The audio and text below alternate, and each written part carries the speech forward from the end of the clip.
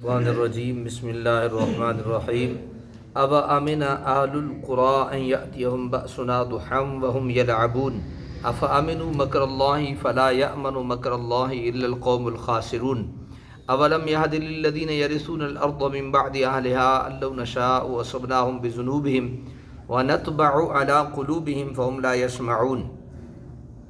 تلك القرى نقص عليك من انبائها ولقد جاءتهم رسلهم بالبينات فما كانوا ليؤمنوا بما كذبوا من قبل كذلك يطبع الله على قلوب الكافرين وما وجدنا لأكثرهم من عهد وإن وجدنا أكثرهم لفاسقين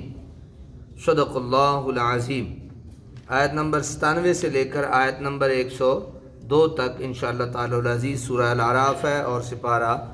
9 ہے، سماعت کریں گے۔ اَوَ أَمِنَ أَهْلُ الْقُرَىٰ أَن يَأْتِيَهُمْ بَأْسُنَا ضُحًى وَهُمْ يَلْعَبُونَ، یا کیا وہ بے خوف ہو گئے ان بستیوں والوں سے کہ آ جائے ان پر ہمارا عذاب چاشت کے وقت، وَهُمْ يَلْعَبُونَ، اس حال میں کہ وہ کھیل کود رہے ہوں، یعنی عذاب تو اوپر آیا نا کہ اس حال میں کہ وہ سوئے ہوئے ہوں، یعنی کیا اب وہ یہ چاہتے ہیں بستیوں والے کہ اللہ کا عذاب ان پہ اس وقت آئے جب چاشت کا وقت ہو اور وہ کیا کر رہے ہوں؟ کھیل کود رہے ہوں۔ اے مکہ اور اس کے ارد گرد بسنے والوں، پہلے نبیوں کو جھٹلانے والی قوم کا یہ انجام ہوا۔ اگر تم میرے رسول پر ایمان نہ لائے اور اس کی مخالفت پر کمر بستہ رہے تو کسی وقت بھی تم پر عذاب نازل کر دیا جائے گا اور تمہاری اینٹ سے اینٹ بجا کر رکھ دی جائے گی۔ اللہ کے نبیوں کی مخالفت سے اللہ تعالیٰ محفوظ رکھے۔ میں اس کو سادہ سے لفظوں میں یوں بتا دوں کہ جو اللہ کا نبی کہے اور امتی اس اللہ کے نبی کا کہنا نہ مانے تو یہ اس کی کیا ہوتی ہے؟ مخالفت ہوتی ہے۔ اللہ کا نبی کہے ایمان لے آؤ، یعنی ایک آدمی ایمان نہ لائے، یا اللہ کا نبی کہے نماز پڑھو اور ایک امتی نماز نہ پڑھے، اللہ کا نبی کہے سچ بولو اور امتی سچ نہ بولے، تو پھر اسے خیر منانی چاہیے۔ اللہ تعالیٰ کے عذاب سے کسی وقت بھی اس کا سامنا ہو سکتا ہے۔ افامنوا مکر اللہ، تو کیا یہ بے خوف ہو گئے اللہ کی تدبیر سے؟ فلا یأمن مکر اللہ الا القوم الخاسرون، پس نہیں بے خوف ہوتے اللہ کی تدبیر سے سوائے اس قوم کے جو نقصان اٹھانے والی ہیں۔ یعنی اس کو اگر ہم سلیس لفظوں میں اس کا ترجمہ کریں تو یوں بنتا ہے کہ اللہ تعالیٰ کی تدبیر سے صرف وہ جو ہے جو خسارہ پانے والے لوگ ہیں نا، یعنی اللہ تعالیٰ کی تدبیر سے وہی لوگ خسارہ پاتے ہیں جو اللہ تعالیٰ کی تدبیر پہ عمل نہیں کرتے یا اللہ تعالیٰ کی تدبیر کو سمجھتے نہیں۔ تو اللہ تعالیٰ ہمیں اللہ تعالیٰ اپنی تدبیر سے بے خوف ہونے سے محفوظ رکھے، بلکہ ہمیں اپنا خوف نصیب فرمائے۔ اولم یہد للذین یرثون الارض من بعد اہلها، کیا یہ حقیقت واضح نہ ہوئی ان لوگوں پر جو وارث بنے ہیں زمین کے، من بعد اہلها، اس کے اصلی مالکوں کی تباہی کے بعد، اللو نشاء اصبناہم بذنوبہم، اگر ہم چاہیں تو سزا دیں انہیں ان کے گناہوں کی وجہ سے، ونطبع علی قلوبہم، اور مور لگا دیں ان کے دلوں پر، فہم لا یسمعون، تاکہ وہ کچھ سن ہی نہ سکیں۔ ان کے مکر و فریب کیوں نے جو سزا دی جانے والی تھی اسے مکر اللہ کے لفظ سے تعبیر کیا گیا، اور یہ استعمال عام ہے جس کی وضاحت پہلے گزر چکی ہے۔ اور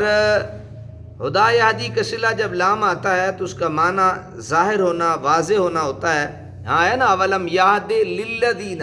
اولم یہد للذین آیا نا، تو اس کا معنی کیا ہوتا ہے؟ ظاہر ہونا اور واضح ہونا۔ یہاں یہ لفظ اسی معنی میں مستعمل ہے۔ مشرکین مکہ بڑے کم فہم ہیں، گزشتہ قوموں کی تاریخ سے یہ اتنی عبرت بھی حاصل نہیں کرتے کہ نافرمانی کے باعث ان کا کتنا برا انجام ہوا، اور جس مالک و قادر نے ان قوموں کو ان کے کرتوتوں پر سزا دی اس کی قوت و طاقت سلب نہیں ہو گئی، وہ آج انہیں بھی سزا دینے پر قادر ہیں۔